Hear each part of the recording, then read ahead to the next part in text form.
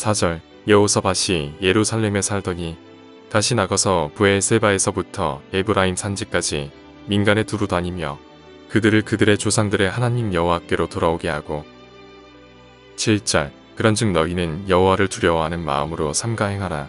우리의 하나님 여호와께서는 불의함도 없으시고 치우침도 없으시고 뇌물을 받는 일도 없으시니라 하니라. 오늘 역대하 19장은 여호사밧이 이처럼 북이스라엘 왕 아합과 함께 혼인 관계를 맺은 사돈 집에 가서 길랏라못을 치는 전쟁을 하다가 결국은 여호사밧은 혼인하고 이제 죽을 뻔했다가 겨우 살아서 돌아왔습니다. 아합은 그 전장터에서 죽고, 그래서 이제 돌아왔을 때에 이제 하나님의 아들 선견자 예후가 나와서 예후 선지자가 나와서 여호사밧 왕을 맞이하면서 여호사밧의 잘못에 대해서 책망을 합니다. 그래서 왕이 악한 자를 돕고 여호와를 미워하는 자들을 사랑하는 것이 옳으니까 그렇게 그러므로 여호와께로부터 진노하심이 왕에게 임하리이다.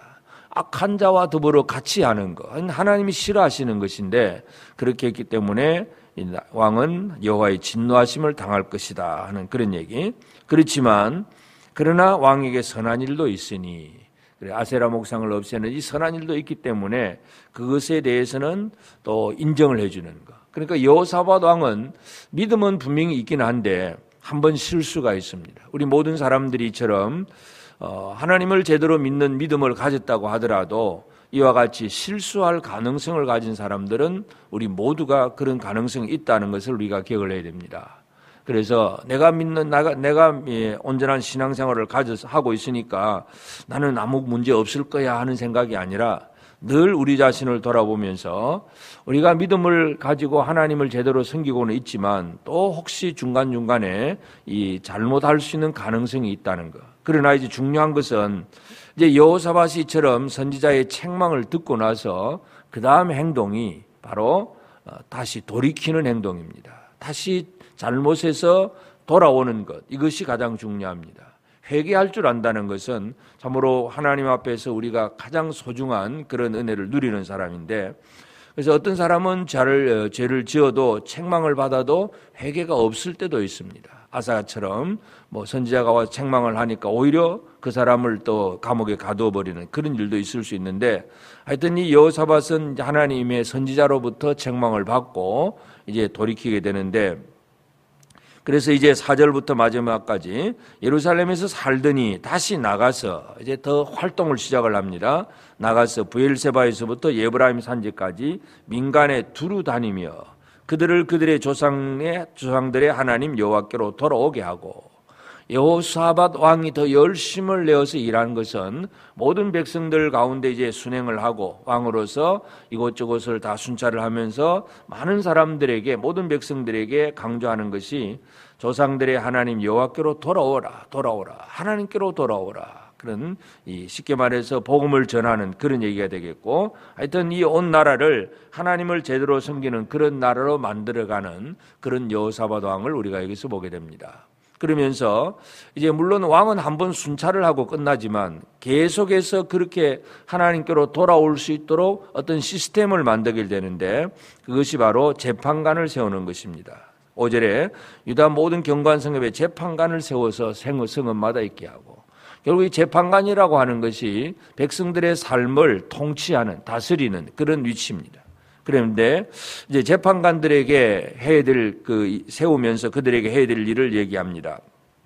6절에서 보면 너희 재판하는 것이 사람을 위하여 할 것인지 아니면 여호와를 위하여 할 것인지를 잘 살펴라. 사람을 위하여 재판하느냐, 여호와를 위하여 재판하느냐. 결국은 물론 사람과 사람 사이에 관계도 문제도 있기도 하고, 또 어떤 사람이 하나님 앞에 잘못하는 그런 일들도 있을 수 있는데, 이 모든 일들 속에서 하나님을 위하여, 여호와 하나님을 위하여 할 것인가, 이렇게 잘 살펴라 하는 얘기입니다. 여호와께서 재판할 때 너희와 함께 하실 것이다. 그러면서 이제 재판관들에게 가져야 될 그 마음을 얘기합니다. 7절에 너희는 여호와를 두려워하는 마음으로 삼가 행하라. 여호와를 두려워하라. 이 세상에 지금도 많은 사람들이 두려워하긴 하는데 뭘 두려워합니까? 질병에 대한 두려움, 죽음에 대한 두려움, 또 어떤 가난에 대한 두려움, 뭔가 사고 날 것 같은 어떤 일에 대한 두려움, 이런 것들은 가지고 있는데 하나님을 두려워함을 잃어버린 사람들이 너무나 많습니다. 하나님을 두려워해야 되는데 이 재판관들에게 중요한 것은 살아계신 하나님을 두려워하는 그 마음을 품어라 하는 얘기고, 그러면 어떤 하나님이냐 하는 것, 그리고 하나님을 두려워한다는 것은 뭘 할 수 있는 거냐 하는 얘기인데, 우리 하나님 여호와는 불의함도 없으시고 치우침도 없으시고 뇌물을 받는 일도 없으시니라. 여호사밧 왕이 재판관들에게 하나님을 두려워하라 그러면서 하나님은 어떤 하나님이냐? 첫째, 불의함이 없다. 불의한 것이 없다. 결국은 우리가 하나님을 두려워한다는 얘기는 우리가 만약에 불의함으로 나가면 이건 하나님을 두려워하지 않는 그런 사람이 되는 것입니다. 또 하나님은 치우침이 없습니다. 공정, 공평한 이런 치우침이 없는데 그저 우리는 이런저런 관계 속에서 한쪽으로 늘 치우쳐가면 이건 하나님을 두려워하는 삶이 아닙니다. 하나님은 뇌물을 받고 뭔가를 일하지 않습니다. 하나님은 하나님이시기 때문에 악한 자는 악한 자대로, 선한 자는 선한 자대로 모든 것을 다 보고 그대로 판단하시고 어떤 일을 이루시는 분이 바로 하나님입니다. 그러니까 재판관들은 하나님을 두려워하는 마음인데, 이 두렵다는 얘기는 그냥 하나님이 무섭다 하는, 그래서 막 아무것도 못하겠다는 얘기가 아니라 하나님의 그 불의함이 없고 치우침도 없고 뇌물도 받지 않는 그 하나님의 온전하고 공정한 성품, 그 성품을 가지고 하나님을 위하여 재판하는 것, 이것이 바로 하나님을 두려워하는 마음에서 나오는 일입니다. 그래서 이 재판관들에게 바로 그런 얘기를 했고, 그 다음에 이제 8절부터 보면 예루살렘에서 레위 사람과 제사장들 또 족장들 중에서 사람을 세워서 이제 예루살렘 주민의 모든 송사들을 또 이렇게 재판을 하게 합니다. 그러면서도 그들에게 하는 얘기가 9절에서 보면 너희는 진실과 성심을 다하여 여호와를 경외하라. 진실과 성심을 다하여. 그래서 각 지역의 성읍에 있는 재판관들, 예루살렘에 있는 이 재판관들, 모든 사람들에게 중요한 것은 하나님을 두려워함, 그리고 진실과 성심, 이런 것들이 바로 하나님의 원하시는 뜻을 이루어가는 그런 일꾼으로서의 마땅한 그러한 덕목입니다. 그래서 오늘 우리에게 있어서 역대하 19장을 통해서 우리가 한번 살펴보고자 하는 것은, 첫째는 잘못을 책망받았을 때에 돌이킬 수 있는가, 여호사밧처럼 돌이킬 수 있는 것, 내 잘못에 다시는 그런 잘못에 들어가지 않도록 잘못을 뉘우치고 돌이킬 줄 아는 그런 우리가 되어지는 것이 중요합니다. 그리고 또 한 가지가 우리가 살펴봐야 될 것이 바로 여호사밧은 자기 혼자만 이제 믿음 생활을 잘하겠다는 얘기가 아니라 온 나라 모든 백성들이 다 같이 하나님을 잘 섬겨야 되겠다 하는 그런 각오와 그런 결단을 가지고 여러 지역의 성읍들의 재판관을 세우고, 또 예루살렘에도 마찬가지 그런 이 재판관들, 말씀으로 통치하는 자들을 세워서 모든 백성들이 하나님의 백성답게 살아갈 수 있도록 그들을 도와주고 그들과 함께하는 그런 일들을 하는 것을 보게 됩니다. 그래서 오늘 우리는 이 아침에 과연 나의 삶은 하나님 앞에서 우리가 실수할 수 있는 사람들이기 때문에 늘 우리에게 하나님께서 은혜를 주셔서 은총과 간구하는 심령을 주어서 어떤 잘못이 있을 때 진정으로 뉘우치고 회개할 줄 아는 이 부드러운 마음, 말씀이 우리 속에 들어올 수 있는 부드러운 마음을 주시기를 위해서 우리가 기도해야 될 것이고, 또 한 가지는 바로 나와 함께 모든 사람들이 하나님의 통치 속에 있도록, 그래서 하나님을 두려워하는 마음을 품고 하나님의 사명을 감당하는 그런 우리가 되도록 힘써야 되겠습니다. 그래서 여호와를 두려워하는 마음이라고 하는 것, 이것은 하나님을 의식하는 것이고 하나님 앞에 바로 살려고 애를 쓰는 사람입니다. 그냥 하나님이 무섭다 하고 숨어 있는 사람이 아니라, 하나님은 불의함이 없으시고 치우침이 없으시고 뇌물을 받지 않는 하나님이다. 그 공평하고 공의와 정의로운 하나님을 알고 우리의 삶에서 그 공의와 정의를 실천해내는 것, 이것이 우리가 해야 할 일입니다. 오늘 하루도 이 하나님을 찬양하고 섬기고, 그래서 하나님의 그 성품으로 이 불의함이 없는 의로운 자로서의 삶을 살고 공의로운 생활을 살면서 하나님의 영광을 드러내므로, 그래서 우리 자신도 바로 서고 또 다른 사람들도 바로 세워줄 수 있게 하는 그 역할을 감당하는 이 재판관의 삶처럼 오늘 우리의 삶이 하나님을 두려워하면서 늘 하나님의 백성답게 오늘 하루가 우리 어디에서 무엇을 하든 하나님의 백성답게 하나님을 두려워하는 마음을 품고 살아가는 그런 우리가 되어서 그래서 우리의 삶이 늘 하나님을 떠나지 않고 늘 하나님이 공급하시고 도와주시는 하나님의 놀라운 은혜와 복을 받아 누리는